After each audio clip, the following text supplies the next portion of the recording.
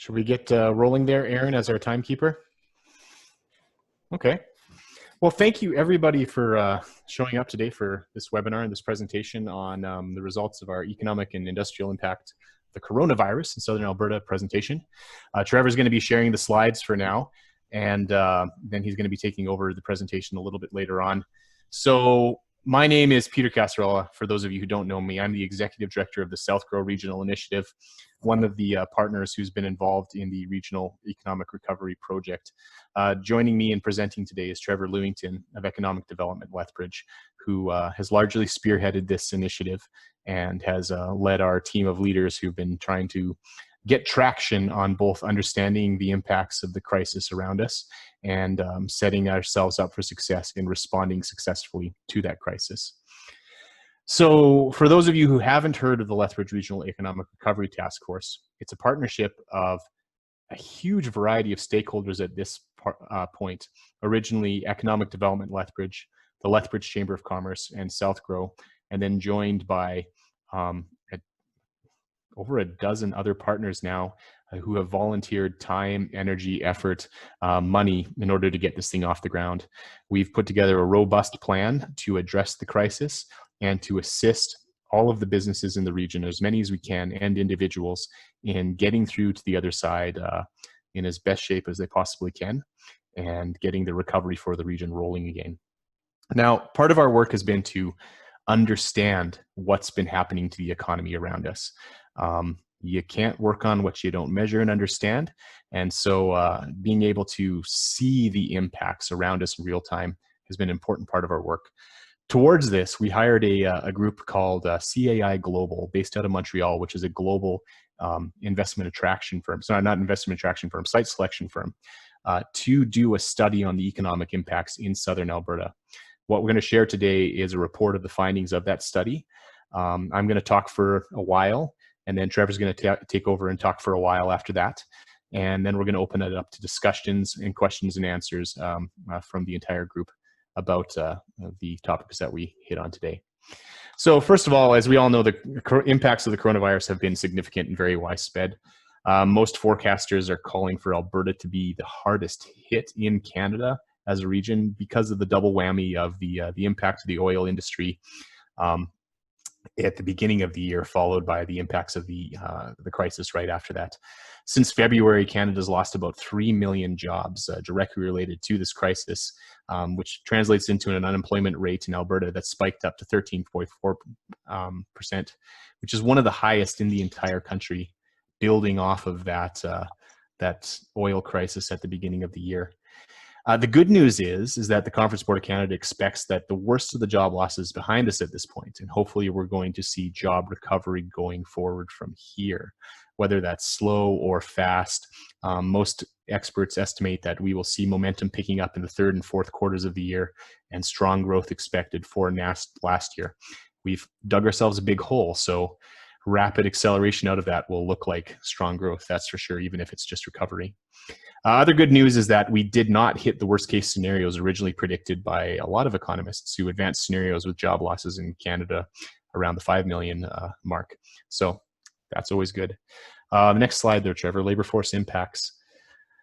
So while we have seen job losses in our region down about 4,800 from April and more than 15,000 since February, the good news of a sort is that we still have the lowest unemployment rate in the province. We've had the lowest unemployment rate in the province before the crisis hit, though, too, so that trend has held steady. We have seen gains in healthcare, fire, transportation, and warehousing, as well as professional, scientific, and technical service in terms of pure job numbers. But we've also seen losses, as you can expect, in retail, accommodation, food services.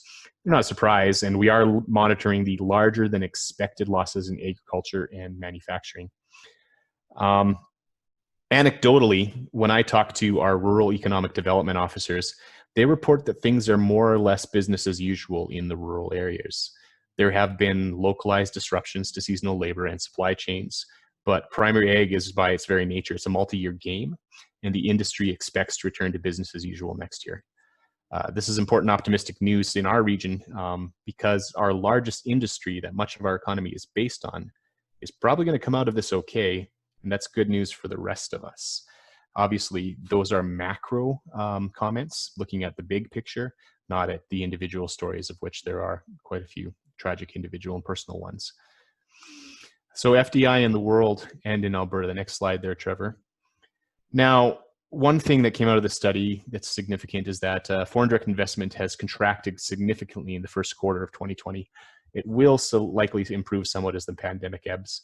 But we do have concerns that the data seems to show that investors are taking a more significant retreat from Alberta than they are from the global average as a whole. So we're down relative to the global average for foreign direct investment.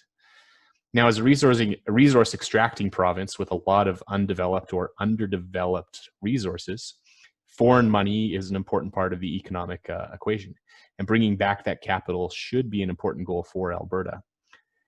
With very little FDI currently occurring, moderate amounts can translate into some fairly large increases on the balance sheet. And it'll be interesting to see how trends in global investment develop following this crisis, as countries reflect on the vulnerabilities in their supply chains that this period's revealed to all of us. Next slide there. So particular to investment attraction, here in Southern Alberta, Southgrow Economic Development, Lethbridge, Alberta Southwest, and Lethbridge County, we have an initiative called SADI. SADI stands for the Southern Alberta Investment and Trade Initiative. We've been working together for a number of years now to build a foreign direct investment program. And we've had some growing success and learning process as we go. We try to keep a stable and an inventory of investment-ready opportunities that we market to all of the foreign trade offices that represent both Alberta and Canada, and that we can share with all of the foreign entities and individuals who come knocking in Southern Alberta, which has been increasingly quite a few, particularly in agri-food, as I'm sure a lot of you are aware.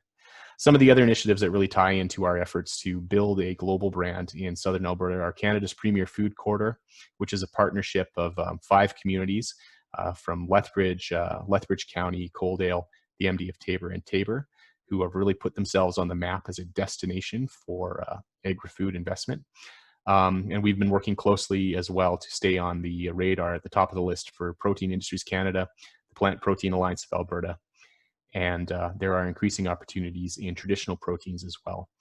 Translation, the beef industry and the hog industry are doing great. Just global demographics driving the demand for high quality food products is our best strength. And that global demand, despite this short disruption, is not going to go away. Tourism was on the rise, driven by similar trends in human geography.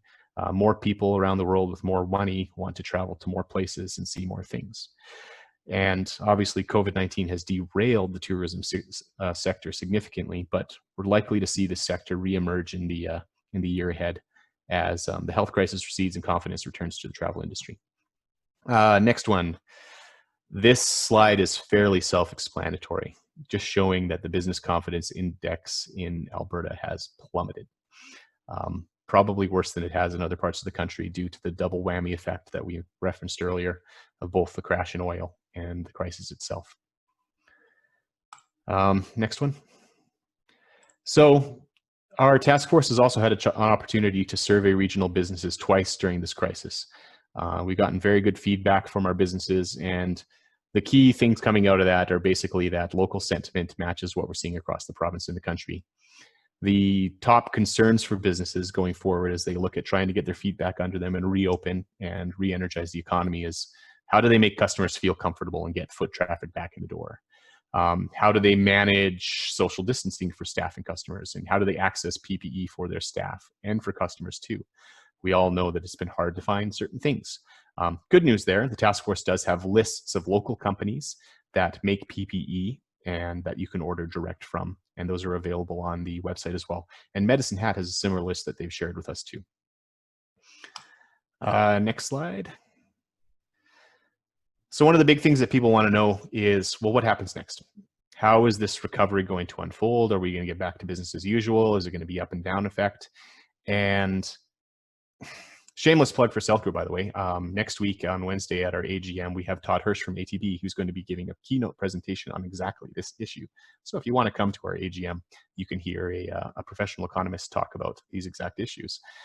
Frankly, it's hard to know where the economy goes from here. We don't have comparable precedents that we can look at for guidance.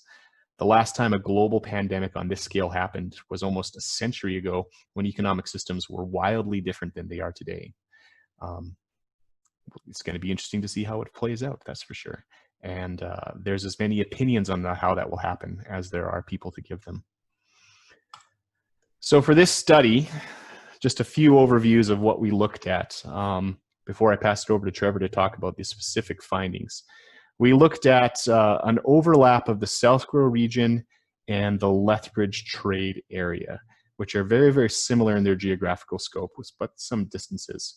Our friend Bev Thornton is on here, and an awful lot of Alberta Southwest, which falls outside the Southgrow region, still falls within the Lethbridge trade area. And so we captured a lot of data from those areas as well. We had to pick and choose what sectors to look at on the next slide there. Picking our core industries, the things that we felt really played into the economic equation here. If your sector is not on the list, it doesn't mean it's not important. It's just that these ones typically contribute the largest to the economic situation here in southern Alberta. Yeah, I'll just slide on to the next slide there. Those are fairly self-explanatory. This chart here, the sector classification, kind of shows that all industries haven't been impacted equally. We've had some industries that have done quite well out of this scenario that we've gone through, and we've had some that have really, really taken a solid hit. And Trevor will dive into the specifics of each of those as we go forward. And the final slide there for myself, the evaluation of the impact of the crisis. CIAI did a really good job of really evaluating with their own proprietary metric tools the impact of the various situations here. Without delving into the specifics of their methodology, they've handily color-coded their impact index and industrial performance ratings. And as you might expect, green is good and red is bad. Now, just because something's green doesn't mean that they made money hand-fist out of the crisis, not at all. Every sector had losses, just means that their losses were not as impactful as other. Things like food processing and meat manufacturing did fairly well. The service industry, accommodations, and retail, of course, took a huge nosedive. Now, in terms of impacts to the region, the story is a bit more complex than just the straight numbers that are shown there. Agriculture, for example, you'll see the loss in sales is extremely large. But since agriculture often has the opportunity to defer their income to later quarters or even to the next year, it doesn't quite tell the whole story of the impact. And agriculture is a multi-year endeavor as it is. So there's a bit more complexity to it there. Now I'm going to hand it off to Trevor to delve further into data and discuss the key takeaways from the study that we unveiled. So Trevor, take it away. Thanks very much, Peter. And I'll also just make an introduction to Isabelle Cyr, who is on with us today. She's the Director of Consulting Services for CAI Global, and she's based in Montreal. And as Peter mentioned, we do appreciate working with CAI, using their proprietary formula to generate some of this information. And the next few slides, I'll take a look at those 10 sectors that we identified. And this is a bit of a summary, but the data will all look the same. So in the top left for each sector, in this particular case, that's a really big number, $13.6 billion. That's the gross regional product. So that's effectively salaries and sales, economic activity for those 10 sectors in our region. So when you see this number on the subsequent slides, it'll give you an idea of roughly how big each of those industries or each of those sectors is in our economy. But the total for the Lethbridge region is about $13.5 billion, so it's pretty significant. In the bottom left, you'll see some numbers that appear on each of the slides. And first, it'll tell you the number of jobs that are represented by that sector. So for example, when we get to specialty contractors, it'll have a number of about 5,800. That's how many jobs exist in that industry in our region within the study area. There'll also be either a positive or a negative trend showing the job growth over the last 5 years. There'll be an indicator of what the average salaries are, and then something we use in economic development called the location quotient, which is basically a measure of concentrations of jobs in an industry relative to the national average. So anytime you see a number over 1, the Lethbridge region has a higher concentration of those jobs relative to the national picture, versus if you see a number that's less than 1, it's actually a lower concentration. And overall for the region, Lethbridge comes in at a 0.99. So our our location quotient for the region for all of those 10 sectors is about comparable actually to the national number. Now the other boxes, moving to the top middle, again, it'll show you what we believe to be the forecasted impact of the coronavirus. So in our region, we're forecasting a loss of 18,000 jobs across those 10 sectors, which represents wages and earnings of at least $820 million and sales in the $480 million range. So that's a pretty significant impact. And that's what you'll see in each of the boxes on the subsequent pages. Next, to the right, there's a trend line showing the number of job offers in a particular region, and overall, the number of job postings in the region has gone down about 34% so far this year. I don't think that'll be a shock to anyone, but it's a pretty good current leading indicator for us to understand who's recruiting and what that recruiting activity looks like. As you might imagine, some of the employment data that we reference is more of a lagging indicator in that we have to wait for some time before those numbers actually show up. But the number of job postings is a pretty good indicator by industry to know what's happening. And then we've also identified some key opportunities for each sector. So in our case, we know that agriculture, primary agriculture, is key to our region's success, and we need to keep building on the successes we've had in value-added processing. But then there's also a number of risks, and we'll talk about that as we go. So that general layout is what you'll see over the next few slides. So in terms of primary agriculture, very significant to the region, about 12% of the total gross regional product. So 1.6 billion in total economic activity. It's one of our largest employment sectors, over 7,000 jobs, as you can see there. But the 5-year trend is a bit of a concern. Jobs in this particular sector are down almost 40% over the last 5 years. Some of that is going to be because of automation. Some of that's because of other factors. You can see from a location quotient of more than 4 being much higher than 1, we have a much higher concentration in our region of jobs in this sector, so more vulnerable from an employment perspective. We know that job postings are down. Again, I don't think that will surprise anyone, but we're forecasting somewhere in the neighborhood of 800 jobs to be lost in this sector as a result of COVID-19. From an opportunities perspective, this is our strength. And as Peter alluded to, I really believe the work that started within Canada's Premier Food Corridor and that regional approach, we lovingly used the hashtag on a number of social media posts around Southern Alberta Feeds the World. That's our opportunity. We produce more than we consume. And if we can continue to deliver value-added products out of our region, there's lots of opportunity there. We also know, of course, that there's significant risk factors, particularly around logistics. Although the border remains closed to non-essential travel and in theory at least open to commercial traffic, there have been some challenges with exports, particularly in international markets. We've also had challenges in this space with temporary foreign workers being able to come to the country and some of the permit processes. So we know agriculture is a big driver for us and that there are risks on the horizon. So, an important sector for us to keep an eye on. From an accommodation and food services perspective, we use this as a proxy as well for tourism because there is no direct measure for tourism in our region. Again, we know pretty significant sector worth almost $390 million, 7,000 jobs. As you can see, these jobs are pay less. They're certainly more part-time. We included this sector because we know it's a large component of the region. The good news, if there is any, is that top right number. Current job postings are actually up in the last 30 days. So attribute, I think, to the reopening of the economy and the fact that many operations are restaffing.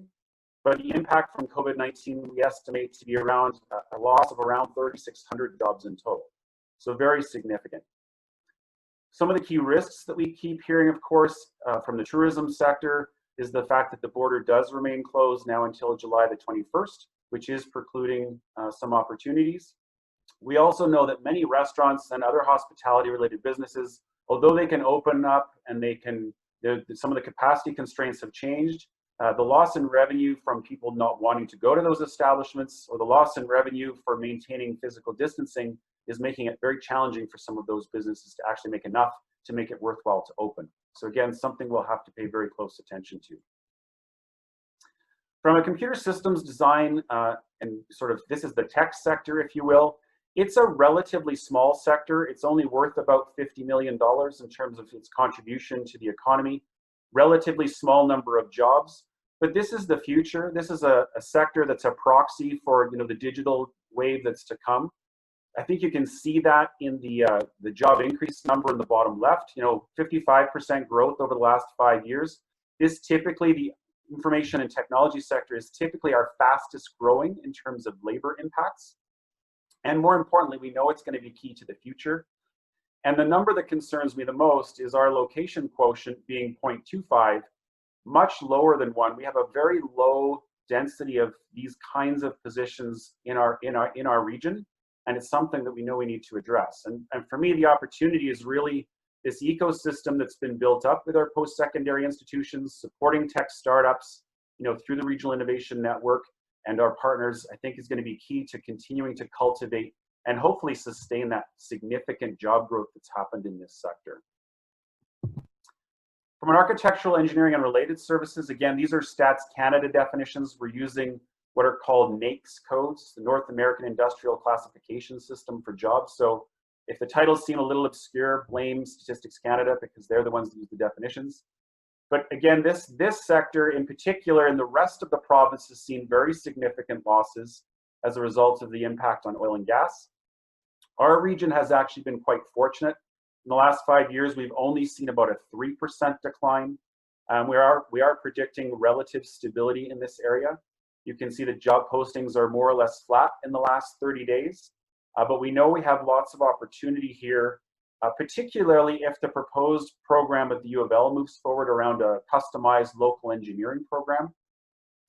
Our challenge, as we hear from a lot of engineering firms, is having sufficient opportunities to develop bench strength. So many new graduates in this space actually have to go somewhere else to get critical experience because there aren't enough entry-level or mid-career jobs in our region.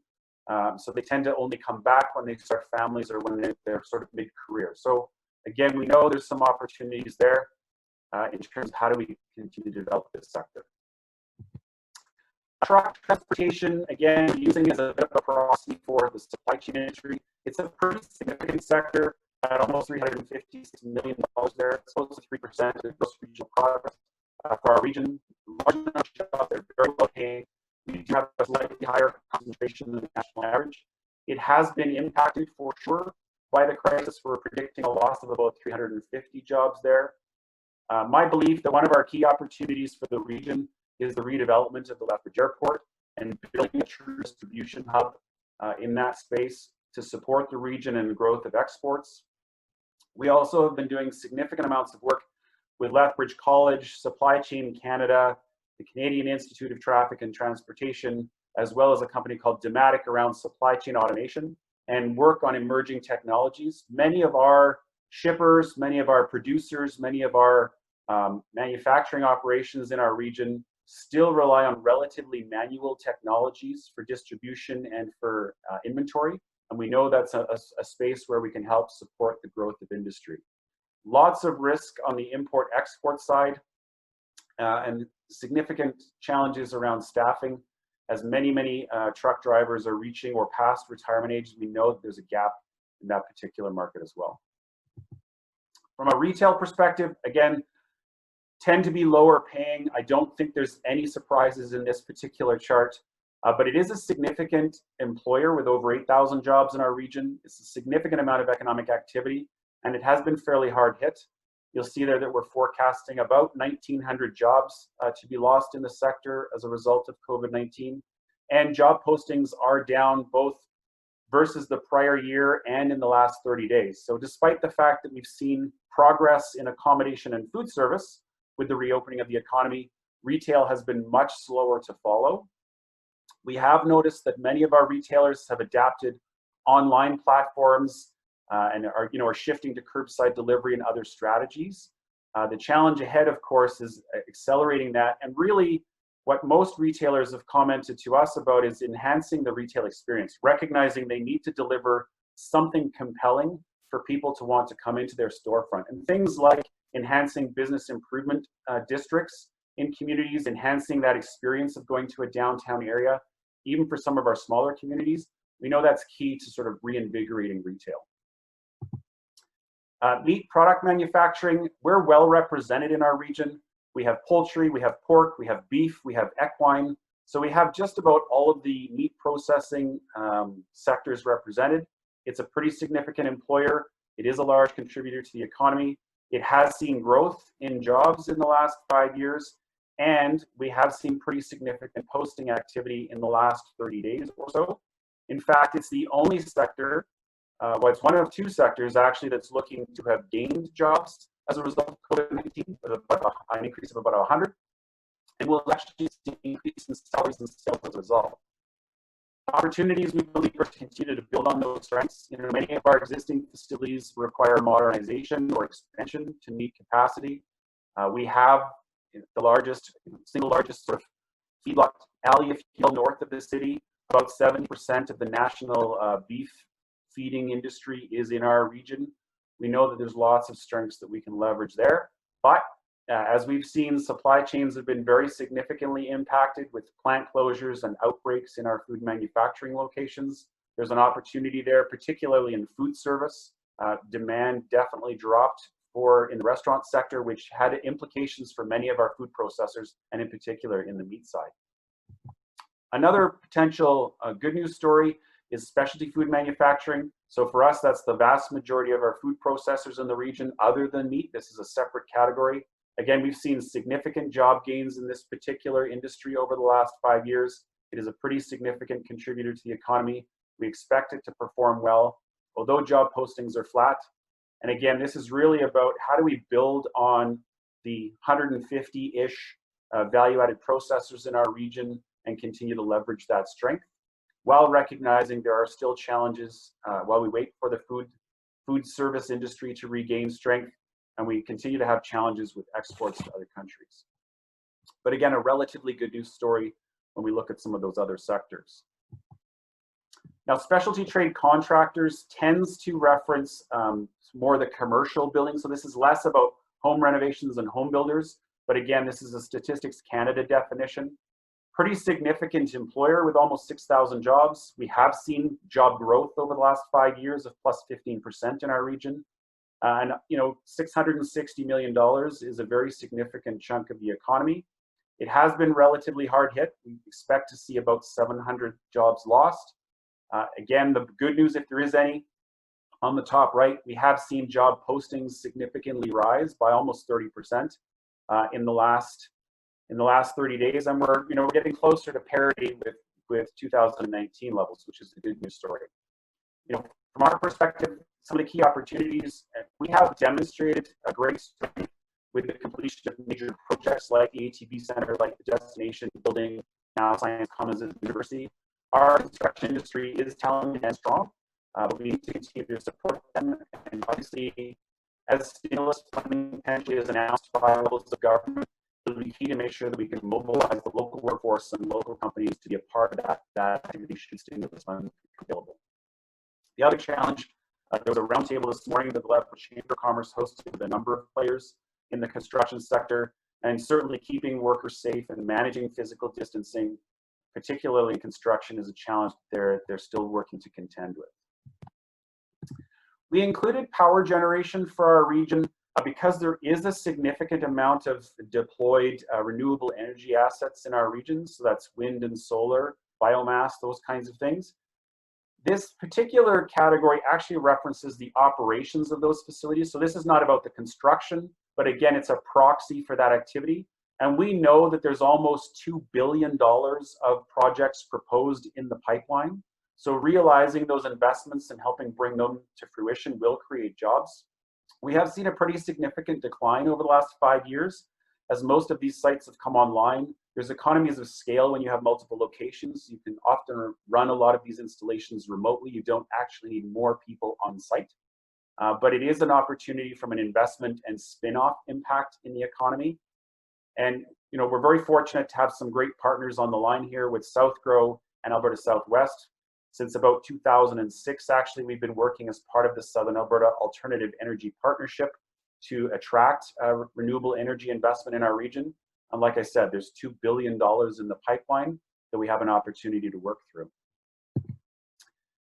So that's a quick look at sort of our top 10 key sectors. I do want to leave some time for questions, so I'm going to move relatively quickly. But we know that the effect of the pandemic has really been to challenge businesses on two things, really. First of all, their operational excellence. You know, are companies automating their production processes? Are they streamlining their operations and reducing costs? And so that's the opportunity, I think, for the business community, is to really think about, how do I do different? How do I build back better? How do I make sure I take this time to think through what my business could do different? And we've seen many examples of innovation that have been brought on by the pandemic, and we hope that that continues to be the case. The other side of the ledger is the changes in consumer behavior.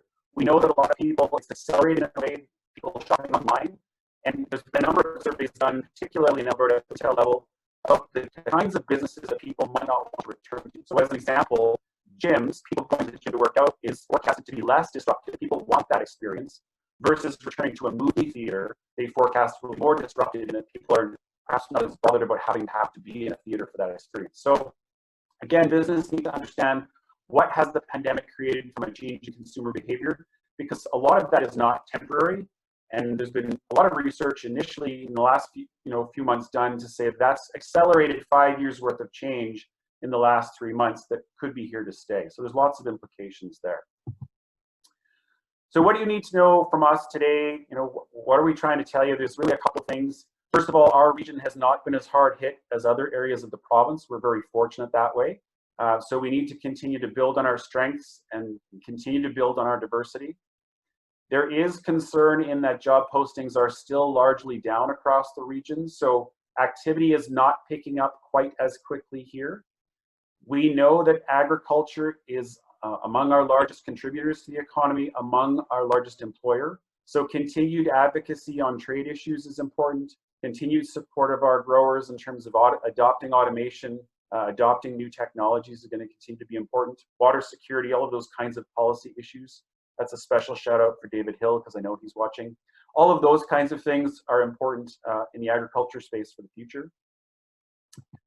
Construction sector has been hit particularly hard, and that's broadly all construction. That includes home builders. So we know that we need to do some work here. Stimulus funding could help this if we can mobilize local industry. Again, some of the policy considerations around mortgages and lending and how that impacts potentially the sector.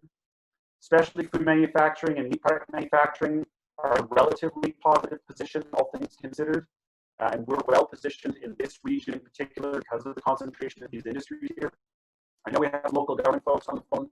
And again, I think the key is to consider, how can you best support these industries? How do we make doing business in our communities for these businesses easy?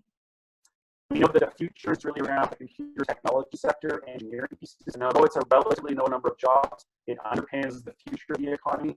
So the work that's being done, particularly by our post-secondaries on innovation, by leading the change in some of those areas, is good. But we know we need to continue to do much, much more. Truck transportation has been harshly impacted, as has retail. Both of those areas are areas that we're focused on. I would say the transportation side, supply chain for us is a higher priority because it does support the rest of the economy. We're going to continue to work with that sector and link partners.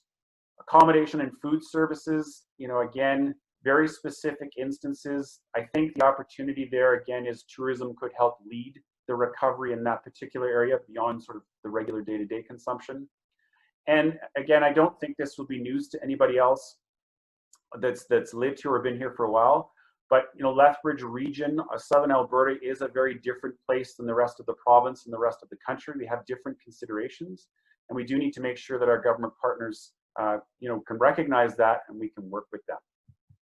So, just to let you know what we're working on as a task force, we're going to continue to provide our studies and our information and our business surveys and help make sure that that local focus is elevated to all levels of government as they design programs, as they look to improve programs. A shout out to all of our government partners, which are represented here today.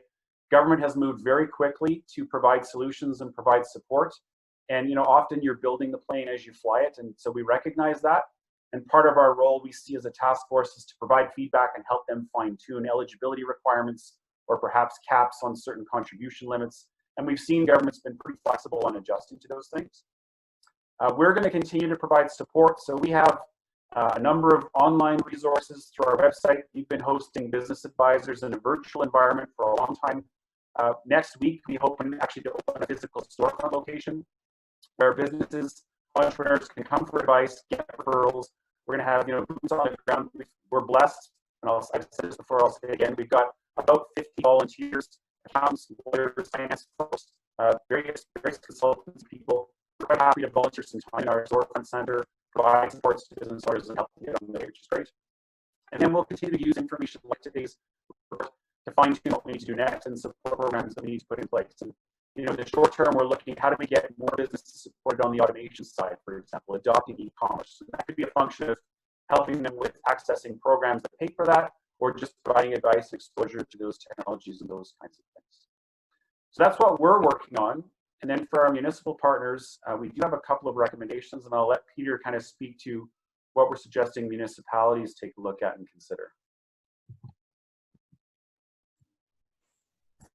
Thanks, Trevor. That was a bundle of information, that's for sure. Good job. So some of the municipal support considerations that we put out there, they're there on the slide in front of you. I can review them in brief if you like. Interest-free deferral of property tax installments and municipal utilities. A lot of our communities have moved forward with things like this. Rather than just reading through a slide, I guess I'll say this. The recommendations that we've been giving out to our municipal partners and to provincial government ministries as well has been to help businesses and individuals get through this crisis without necessarily just moving their debt down the road. I mean, obviously there are some recommendations on that list that do that are just the deferral of costs that will have to be paid back eventually. Municipalities only have so much room within their own budgets to forgive or completely and totally defer income that they need themselves in order to stay afloat, particularly at this time. But if there are any areas in which municipalities are able to and can not just defer payments, but forego them, whether they're able to get by on their own books specifically themselves, that is stuff that we've been recommending. We did see, for example, in cases like High River and in Fort McMurray, where a lot of these deferral programs were in place, that there was a second round of business closures about 3 to 6 months after the fact because all of those bills came due and business had not returned to business as usual by then. And the businesses were not in a position to be able to be resilient in the face of those costs when they finally came down. I anticipate that we will see that second wave of closures in 3 to 6 months here in Southern Alberta. And anything that our municipalities can do to prevent that from happening, whether they can look hard at their own books and say, okay, as a municipality, we do not have to make money. Can we survive the deferrals or the forgiveness of monies owned from businesses or individuals in order to get them through to the other side? That's a question for every council to have and discuss amongst themselves because they know their own books, and we can only recommend that it's something that they should look at. So I'll let you review that list of things yourselves there. But the other big recommendation that we've given to municipal councils as well has been, if you are planning to do any infrastructure projects that would put people to work right now and get money flowing through your local economy, and you can afford to do so, don't defer. Once again, my advice to councils has been, you know your books. I can't tell you what to do with your money or not. But if you are in the position to keep moving ahead on those projects, do so. It is the time to have money circulate in the economy if you are in the position to do so. And that's at the core of these recommendations there in front of you today. Trevor, do you have any more comments to add at the as we come to the close of our presentation?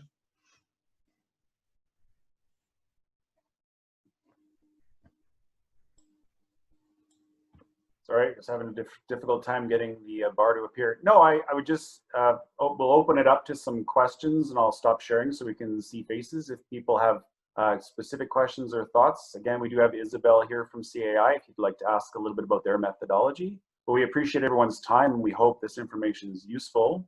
We will make a copy of the slide presentation available on both of our websites as well. We'll be posting the recording of this particular session. So look forward to hearing from people and what you have to say.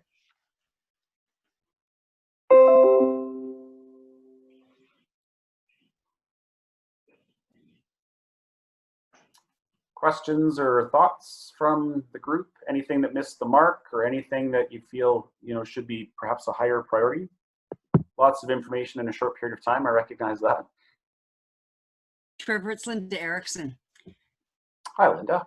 Hi. So some really great, fabulous information here. But I'm interested to know, like, the next steps. You've given the audience some really good points for consideration, but what about the implementation? What do you see as a task force, or and perhaps to Peter as well? What are the next steps? What can we build on? How do we move what we've just learned about forward? Because in my mind, I'm seeing that this validates the next steps of a strategic plan. Yeah, I mean, I'll start, and then Peter and others feel free to jump in. I think for the most part, what the information in this report did is it validated what we're already working on. So many of the regional initiatives, whether it's SADE or the Food Corridor or SAYEP, clearly those are having an impact, and they are the right areas of focus. So it underscores the importance of those initiatives. I think where we understand there's specific risks or specific supports. So the example that stood out to us, it was in particular in supply chain. The fact that supply chain automation is really the next frontier of competitive advantage. And the example I'll use is Calgary, because Calgary has fashioned itself into a major distribution hub and into sort of really a center of excellence around transportation and logistics. And the example I use is that many companies are now shipping into the Port of Vancouver to Calgary, breaking freight in Calgary to ship it back to Vancouver because that's more efficient. So we won't compete with Calgary from a scale perspective or the cluster that's there, but we can be different. We can do things differently. And I think automation and efficiencies that are specific to our region and the products we produce could be a big advantage. So where things have merged, we'll be working with our partners. Certainly, both the college and the university have taken bits and pieces. But I think we're looking for this to be the start of a conversation where people see them playing a role. There was a question in the chat around, who will be creating the priorities on actions. If it's a construction question, I mean, I know Aaron Lowe's on the presentation today. I'll be looking for the construction sector to kind of say, hey, we agree or disagree on certain things, and where Peter or I can contribute along with our other partners, will directly be a part of those initiatives. So we're gonna, I guess the short answer, Linda, is we're gonna farm out as much of that to as many people as we can and engage with our partners and see what makes sense. And sometimes that'll be government, sometimes that'll be private sector, and sometimes that might be others that come across our path. Excellent, thanks. I'll add a couple comments about the labor perspective. It's been noted many times by many people that this crisis has accelerated trends that were already underway. Now, before this crisis started, we, SouthGrow and Economic Development Lethbridge and Lethbridge College and a bunch of our other regional partners had started a project to look at the skills gaps within Southern Alberta. And our preliminary reports that we've been getting back from our researchers there have been like, yes, we are missing core skill sets that align with industries which are accelerating right now. And we've managed to pivot that project so that it is capturing these trends that are accelerating during this current crisis as well.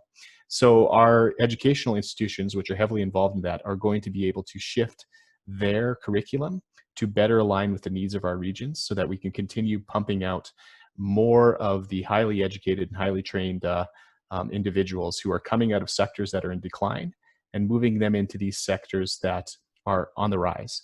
And this kind of data and this kind of tracking confirms that we're headed on the right path and that we're proactively addressing these issues so that we can position ourselves to supply the needs of the industries of the future coming up.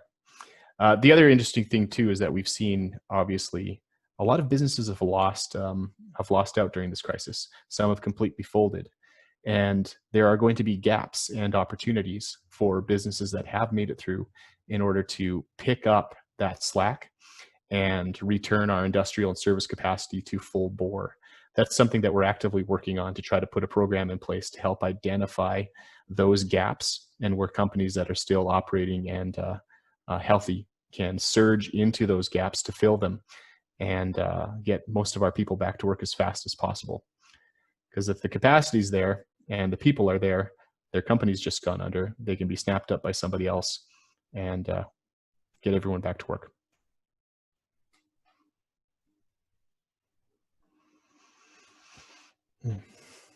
More questions, comments?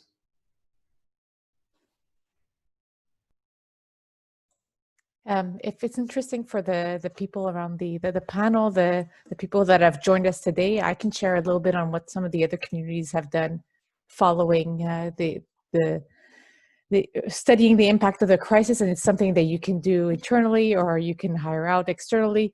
But it basically touches to what Trevor was saying before. Supply chain analysis is something that it's not new. It's in terms of when you think about clustering initiatives, it's definitely something that's that should always be done to look for holes. But definitely doing a supply chain analysis to figure out which industries or which companies could be attracted, and this is being replaced in some regions by they're replacing FDI attraction with supply chain initiatives. So it's something to think about. Thanks, Isabel. It's a great point. Other comments, thoughts from the group? Got, quite the brain trust between the 45 or so people that logged in today, so be definitely interested to hear your thoughts.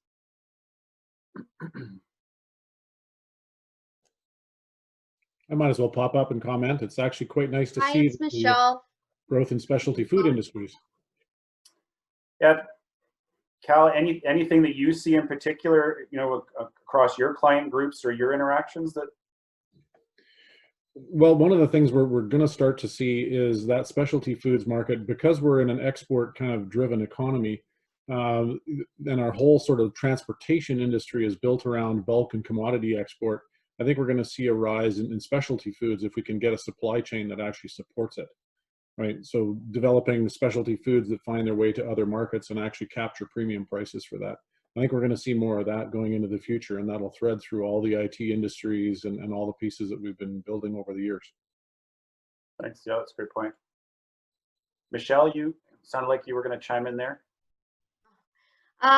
One of the things that I've seen and is very positive is that I just got off another provincial round table with regarding tourism across Alberta, and one of the positiveness is how some of the tourism attractions, experiences are refining and defining their experiences that they want to offer. So a lot of, especially the rural areas, some of the attractions are kind of just open door, come in and experience what they have to offer. But coming out of this, there is definitely a more collaborative, more openness and approach, and to really define and highlight some more experiences. So that is something of positiveness that I've seen to make people sit back, take note, and develop and refine those. Yeah, I think, whether it's tourism or whether it's retail, it's all about the experience, and people are looking for something that's clearly different than perhaps what they were willing to spend money on before. So that's interesting. Well, Peter, any last closing thoughts then? Doesn't look like there's anybody on the question board or in the chat, so might as well hand it to you for last words, and we'll let people get on with their day. Last words, something inspiring, eh? I think the real take home to keep in mind is we've all know individual stories of people who have seen the worst of this crisis. In our line of work, we have to look at the macro situation, though. We have to look at the big picture. We have to keep that in mind. We have to deal with the big trends in the macro statistics. And those are fairly positive for us. And Southern Alberta's advantage in the stability that we've had in the past from being a fairly diversified region and from having our economic base founded on that agri-food economy is going to be our strength and help us pull through this better than other areas of the province. And the collaborative environment that we've built up where like Trevor and I work together almost every single day aligning our initiatives with each other to make sure that there's a reduction of duplication and that we are amplifying each other's efforts. How well the city and the region around it work together, and that all of our councils really know that the economy is integrated and that working together really does help us do the best. These are strengths that are going to see us through as a region to the end. And if we all just try to do our best to help out those individual stories that we know of where people aren't doing so well, maybe we'll do okay. Really appreciate everybody logging on here today. I'd like to particularly thank Economic Development Lethbridge. As a larger organization with a lot of resources and some talent, they've really pulled on this, and it's to the benefit of everybody in all of Southern Alberta, the work that they've done. And I know I probably speak for a lot of the people on the call today who have been partnering with EDL when we say we really appreciate your leadership. That's all from me. Aaron is our moderator and timekeeper. Anything else? No, I think you all nailed it. And look at that. We have 4 minutes. We are going to move into the media portion of the call and open it up for some of our media to ask questions. Perfect. Thanks for your time, everyone.